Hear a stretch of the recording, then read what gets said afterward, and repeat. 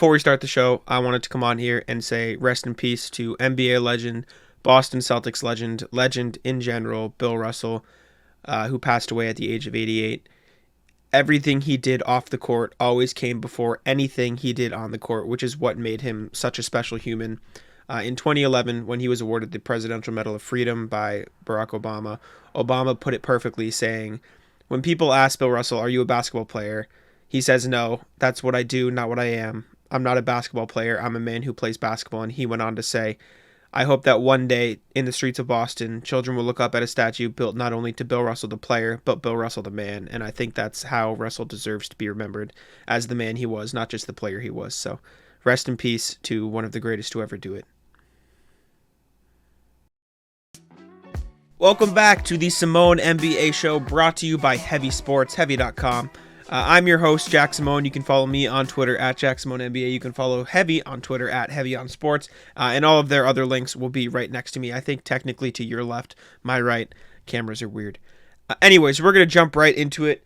First topic today is the Chicago Bulls. Rumor came out from Joe Cowley of the Chicago Sun-Times saying that Coby White has been on the trade block for the last year. And that doesn't appear likely to change. Essentially saying the Bulls are open to trading Coby White. And from my perspective, that shouldn't really be too surprising. The Bulls are in a very weird spot as an organization right now.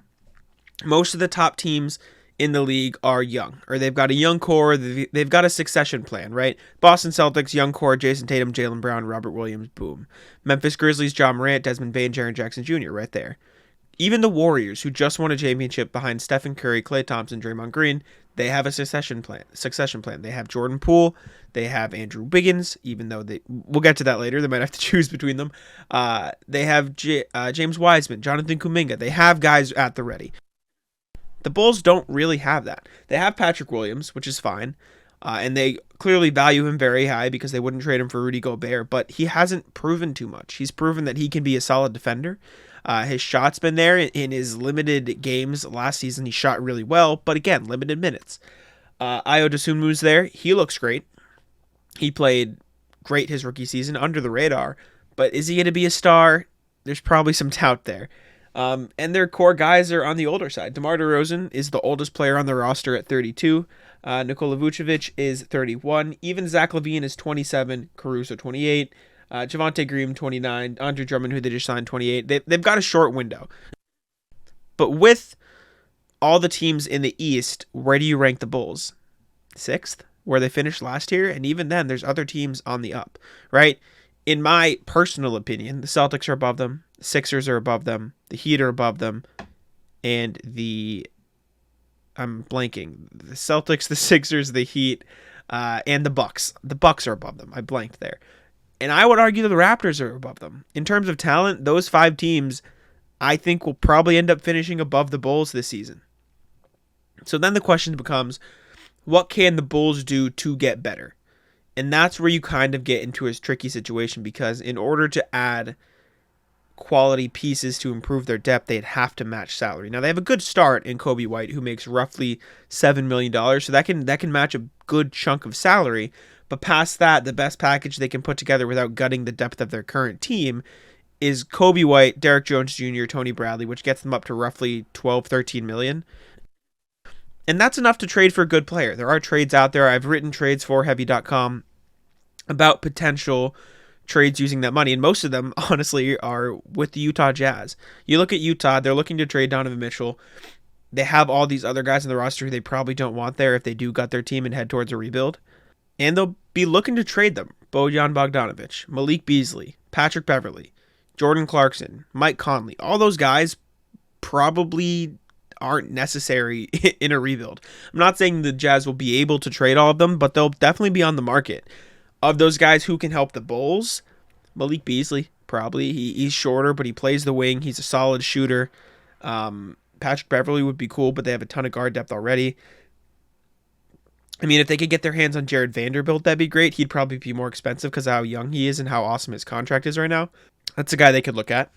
Bojan Bogdanovic is a little bit more expensive, as is Mike Conley, so they might steer clear there. But you look at the Malik Beasleys, the Jordan Clarksons, the Jared Vanderbilts of the Jazz, and the Bulls could have some serious interest. And whether or not the Jazz would be interested in a package solely around Kobe White, Derek Jones Jr., Tony Bradley, that's left to be seen. But if I'm the Bulls, attaching a first-round pick or a couple seconds to that package to get a Malik Beasley could seriously help their depth. They were not a good three-point shooting team last year. They were percentage-wise, but they didn't take any. And in the modern day of basketball, you kind of need to take threes, right? So adding an extra shooter off the bench would be helpful. And that was reported, I think, by Cowley earlier this offseason, saying they might be willing to trade Kobe White for shooting. And so if they're looking for shooting, Malik Beasley could be a sort of cheap option to get out of Utah. Another idea could be approaching the Heat. Duncan Robinson. Value is probably at an all-time low. He was still a good three-point shooter. He shot 37% last year on almost 8 attempts, I think. That's good volume. And for a team like the Bulls, where they don't have a Max Strus to take minutes from Duncan Robinson, because realistically speaking, the main reason Duncan Robinson lost minutes in the Heat rotation is because there was somebody better than him at what his job was. Max Strus did a better job of being Duncan Robinson than Duncan Robinson did, and that's why he got displaced. Max Strus is a better athlete, he's a better defender, and he shot better last year. Duncan Robinson got kicked from the rotation. If I'm the Bulls, if the Heat were willing, getting Duncan Robinson for that package of Kobe White, Tony Bradley, Derek Jones Jr., I think you'd probably have to add another contract just to make it work. But if the Heat are interested, I wouldn't, turn my head up at that. And I know that sounds crazy because, like I said, Robinson's value is at an all-time low. But all it takes is one bounce-back season. Shooters have down years. It happens, right? Like, they're not... Most shooters don't have a Steph Curry career where they have the perfect season over and over and over again. If Duncan Robinson rehabs his value even a little bit, gets back to 38, 39% on 8 attempts a game, he'll be a perfect piece in Chicago, right? Obviously, they need defense as well, but in terms of fixing their three-point shooting, having him around their stars would seriously help that. So I don't scoff at the Duncan Robinson idea either. The other idea I came up with, which is a more blockbuster, unrealistic type of trade, but one that could potentially have some interest if they did want to explore it, is a deal with the Atlanta Hawks. The Atlanta Hawks are reshaping their roster around DeJounte Murray and Trae Young. John Collins, like Kobe White kind of, has been on the trade block for forever at this point. It seems like they're trying to get rid of him, which is a bit weird, but it is what it is. If the Hawks want flexibility, if they want to be able to build around DeJounte and Trae Young with sort of a fresh slate and recoup some of the picks they had to give up for Murray in that deal because they gave up a lot, approaching the Bulls about a trade involving John Collins could look something like this. And the Hawks would be getting less talent in the trade. They'd be giving up more for less, but they'd get picks. And more importantly, like I'll continue to explain, is they'd get financial flexibility. So the outline of the deal would be Chicago would receive John Collins and Clint Capella, while the Hawks would get Nikola Vucevic, Kobe White, Derek Jones Jr., Tony Bradley, a 2023 first, and a 2027 first. The 2023 first is from Portland and protected, but regardless, still a first-round pick. For the Bulls, you would be able to roll out a starting lineup of Lonzo Ball, Zach LaVine, DeMar DeRozan, John Collins, Clint Capella. That's immediately better.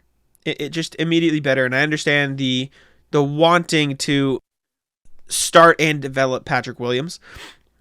John Collins is a better player. If their goal is to make the playoffs and win right now, they need to prioritize that, and John Collins is the better player.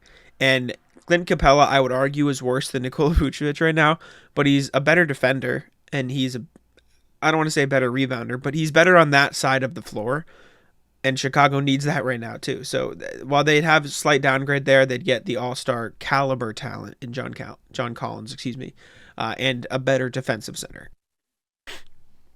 For the Hawks, Vucevic is a guy who can step in and start at center and be fine for them. He's going to, obviously, their defense would take another hit, and I say another because they're already not a great defensive team, but Murray will help with that. Vucevic will be there, and they still have a Kongwu to be a backup, and I think they like him a lot, so he'll be able to get more minutes and maybe even grow into, I don't want to say full-time starter next year, or the year after next, but still. Kobe White would come off the bench, same with Jones Jr. They could probably waive Tony Bradley at that point, and Chicago doesn't need him either because they signed under Drummond, but they'd also get 2 first-round picks, one protected obviously from Portland and one from Chicago in 2027 to recoup some of the value that they lost in the DeJounte Murray trade, But more importantly, Nikola Vucevic is off the books at the end of the next season. Kobe White is off the books at the end of next season. Tony Bradley is as well. Derrick Jones Jr. has 2 years, but he kind of fits well there anyways. Lob threat, solid defender, not a big deal for them, and he's on a cheap contract. John Collins has 4 more years left on his deal. Clint Capella has 3 more years left on his deal. If the Hawks want to kickstart their rebuild around Trae Young and Clint Capella with a ton of money next season, this trade would work for them. Obviously, they'd only be interested if they are looking to recoup their picks that they lost and build around this new core. But considering that John Collins has been on the market and, Clint Capella is under contract for 3 more years at a pretty large deal for how old he's getting, how up there he's getting in age, I don't think this is a terrible deal for Atlanta either. I don't know if it'd be on the table, but it'd definitely be worth exploring for the Bulls. They aren't in a place where they can compete for a title next season. They're just not. So if they want to get to that point, they need to do something big. This would be big. Is it realistic? Probably not, but still, the point stands. Chicago needs to be on the move this summer. They've got to be exploring options. Next up, we're talking Celtics. Obviously, the giant elephant in the room is Kevin Durant and the Boston Celtics. Will Jaylen Brown be a Brooklyn Net next season? Will Kevin Durant be a Boston Celtic next season? What's the roster going to look like? Blah, blah, blah. Recently, Jason Tatum held his annual youth camp, and reporters caught up with him there, and he talked to them. Obviously, he's not going to come out and say, Kevin Durant trade is happening, or it's not happening, or anything like that. But what he did say is that he likes the group they have. Tatum said, we have a great group of guys that play well together, and that we almost won a championship, went to game 6. So when you go through battles and stuff like that with guys, you just become closer. He clearly is close with the team, right? Like the statements he's making, and I'll read some more in a second, are, I like the team we have. And he said that at the premiere of NYC Point Guards, where he caught up with reporters as well. So he's just continually saying, I like the team we have. He also went on to say, chemistry is half the battle. I feel like you can have a great team with great talent and not necessarily gel together. You guys first saw we figured it out in January and never looked back. It's a little different knowing that we got to a certain point and we're so close, and we're excited to get back to that, get back to the group because we've got unfinished business. And that phrase there, unfinished business, could say a lot. Jason Tatum's actions don't speak for the team. They don't speak for the front office. But if there's any player on the Celtics who holds enough weight to say, don't trade these guys, keep this team intact, it is Jason Tatum. If Jason Tatum went to Brad Stevens and say, hey, Brad, you don't have to listen to me. You're the GM, but I'd like to run it back. I want to bring JB back. I want to bring Marcus Smart / Derek White back. I want to bring the squad back. I want to run it back with the new additions in Malcolm Brogdon and Danilo Gallinari. I think we can do it next year. If Brad Stevens then said, no, we're trading for Kevin Durant, Tatum would be fine because Kevin Durant's Kevin Durant, but that would create a rift. If there's any player who has the power to say, don't do this trade, it is Jason Tatum. And hearing him say these comments about team chemistry should make fans who are against a trade feel kind of okay, right? Tatum also said, when asked about whether or not he's talked to the team, he said, we've all been in contact, just checking in on each other, see how they're doing. Everyone's traveling with their family and stuff right now, but probably next month, guys will start getting back in the gym. Some of us might be in LA together, and we'll work out, stuff like that. Again, hearing that Tatum and the team have been in contact with one another, isn't surprising, right? Like, they're teammates, they're friends at this point, like they spend all this time together. They're obviously going to talk, even if it is in the offseason. But doubling down, if Tatum is saying, we'll get together, some of us will get together in LA, and the past things about how important chemistry is, and they're excited to run it back, unfinished business, wow, there was a lisp there for you. It's hard to imagine Brad Stevens turning the table in his face saying, no, Jason, we're not doing that. Now, obviously, this could all be for the media. This could all be, I can't think of the word right now. Tatum could be coming out and saying all of this just to back his teammates because no deal has been done yet. And internally, he doesn't really care. He'd be happy with KD. He'd be happy with Jaylen Brown. That could very well be the case. I mean, he could even prefer Kevin Durant. They're friends. They have a relationship at the Olympics. He's detailed it on the Draymond Green show, talking about how big of an influence KD was, how he upped his confidence, how KD likes playing with Jason Tatum, and vice versa. So maybe there's a part of Tatum that wants to play with Kevin Durant in Boston. But everything we are seeing as the public, which is all we get, is Jason Tatum saying, I like the guys we have. Talking about unfinished business, wanting to run it back. That is the message that Jason Tatum is portraying to Celtics fans. And for Celtics fans who don't want Brad Stevens to trade Jaylen Brown for Kevin Durant, like I said, that has to feel good. And we won't know anything, but there is that. Another thing that just came out today, the Boston Celtics put out an article in a tweet, and the tweet read, after assessing all of the change and growth within the organization over the past year, we've put together our top 5 takeaways from the 21-22 season. Article was written by Taylor Snow, who was the team's official reporter, but it came from the perspective of the team. It used the terms we did this, we did that, we believe, which is team. And in that article, it read, not only did Tatum and Brown prove that they can play together, but that they repeatedly emphasized how they want to play together for years to come. They drew motivation from all of the negative outside noise earlier in the season and used that to fuel their finals run. Now that they've established themselves as title contenders, they have no plans of slowing down anytime soon. Again, like the Tatum thing, words only hold so much value.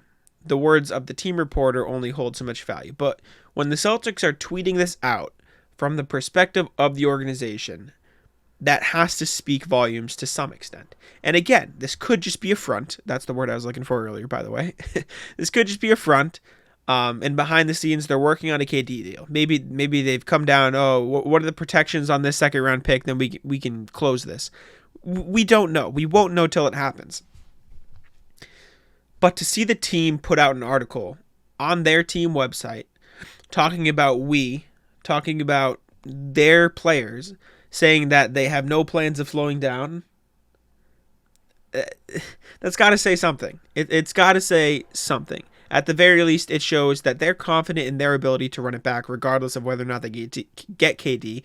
And maybe that's the point. Maybe they're trying to lower the value of KD so they don't have to give up as many picks. Who knows? But the Celtics put out an article talking about and talking about the Jays, and talking about how excited they are to keep moving forward together being the key word.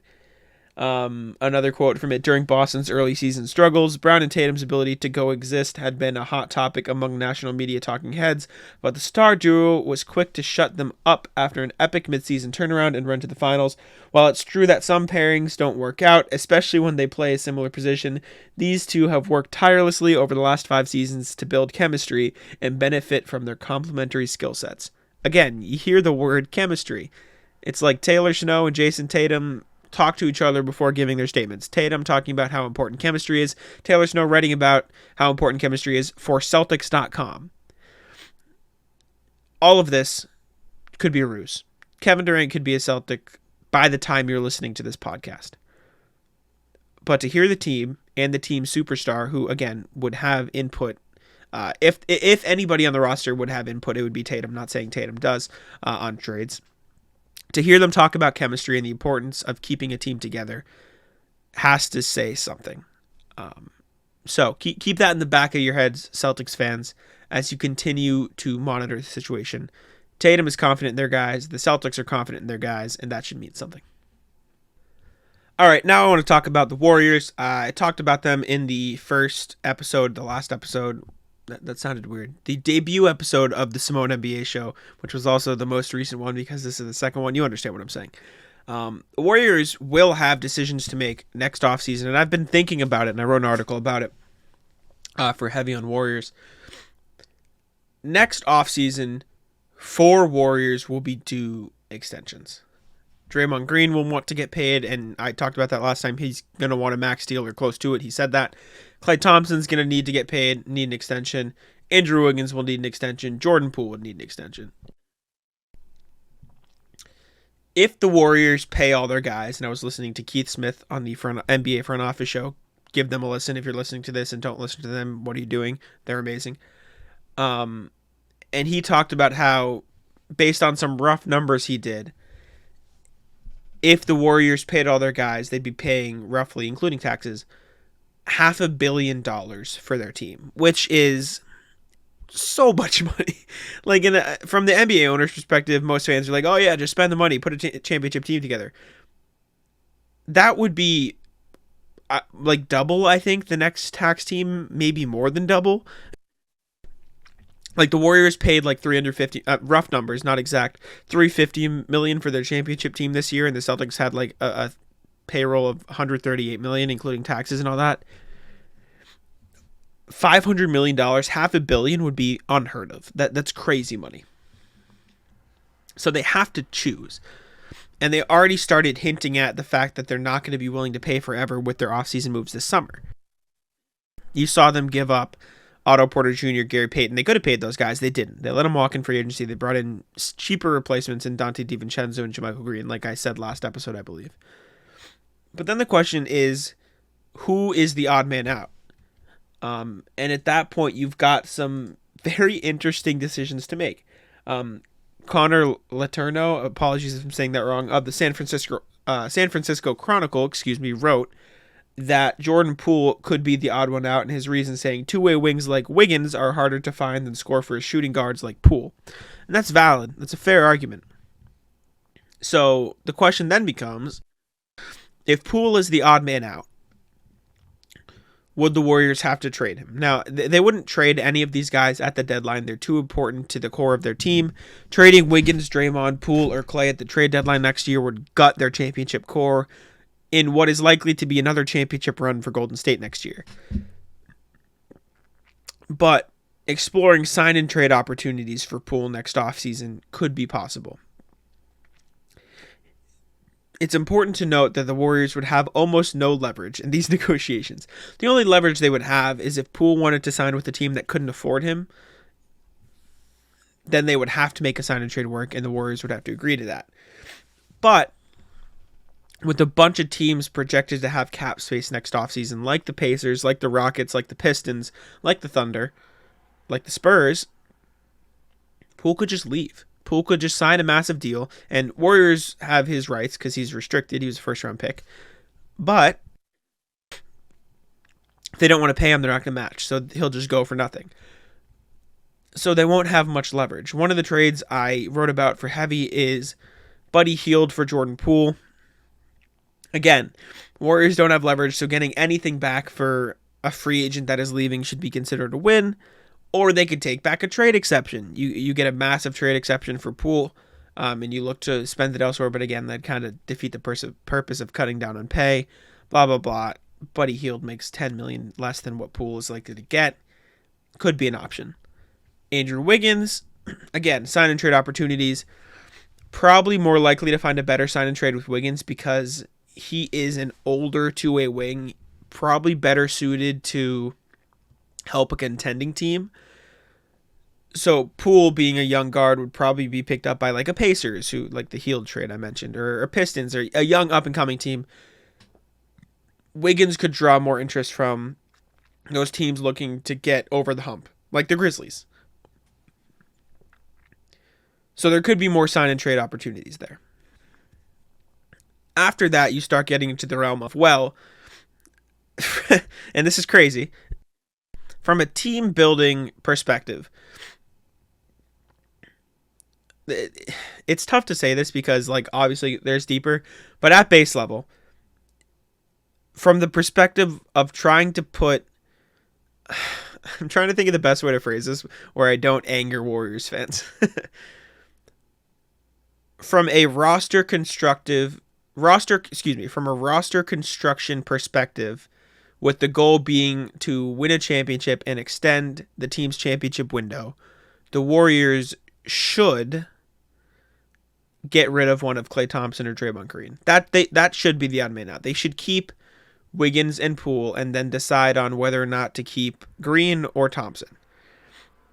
And out of those, the odd man out would probably be Klay Thompson, right? Like, you have Jordan Poole, you have Andrew Wiggins, you have the shooting. You can't really replace Draymond Green's leadership and his and his defense. Klay would probably be the odd man out, which, again, it's crazy to think about Klay or Draymond in another jersey. But then you run into, would you rather play Klay? Wow. Would you rather pay Klay Thompson probably 20 to 25 or Draymond 30 to 35? That's a fair assessment as well. And again, at that point, you run into, okay, let's explore sign and trade opportunities. Do contending teams want Draymond Green? Do the Trailblazers, that's a team I think Draymond would be great on. Do they want Draymond Green? Can we work out a sign and trade there? What's a team that could use shooting? I don't know, I'm coming up on the spot. Do the Sixers or the Bucks want Klay Thompson? Again, I'm just making this up. But if I'm the Warriors, I would probably, and from a completely objective perspective with no connection to the team, I would give up Klay Thompson or Draymond Green over Andrew Wiggins or Jordan Poole. But you got to pay your guys. That would probably make Steph Curry not very happy. So that's a tough decision to make. So it's completely understandable why they wouldn't want to do that. But that just wraps back around to the point being the Warriors have some very tough decisions to make next offseason. And finally, the last segment of the show that you should get used to is Jack's Corner, where I pick a topic. It could be a team, could be a player, could be anything I want to talk about or rant about or whatever it is, and just do exactly that, talk about it. And today, it is the news that the 76ers are being investigated for tampering. Shocker for the signing of PJ Tucker, and I believe the Daniel House signing and the James Harden extension are thrown in there as well, but PJ Tucker's the main one. Who's surprised? And is anybody in the NBA world surprised that there was tampering here? And they're going to investigate it, and it will probably end in the Sixers losing their second round pick, like I think Heat and the Pelicans lost last year, something like that. Heat and the Bulls, maybe something to that effect. I know the Heat lost one, and it was another team that lost one in the second round. Maybe the Bucks for the Bogdanovich thing a couple years ago. The two teams lost second round picks because of moves in this past year's draft. That is probably what will happen to the Sixers because of the PJ Tucker thing. I just think, and this is why I wanted to bring it up in Jack's Corner, that it's very funny that I've seen Heat fans getting mad about it. Like, obviously the Heat lost a very core piece to their team. PJ Tucker was their starting power forward.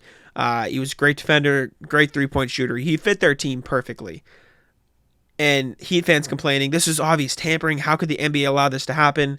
When last year, the Heat did the same thing, right? Like, Kyle Lowry going to the Heat was known 2 weeks before, the free agency began. Same thing with Jalen Brunson in the Knicks this year. Same thing with Lonzo Ball and the Bulls. Like, all of this was known. All of this had been known forever.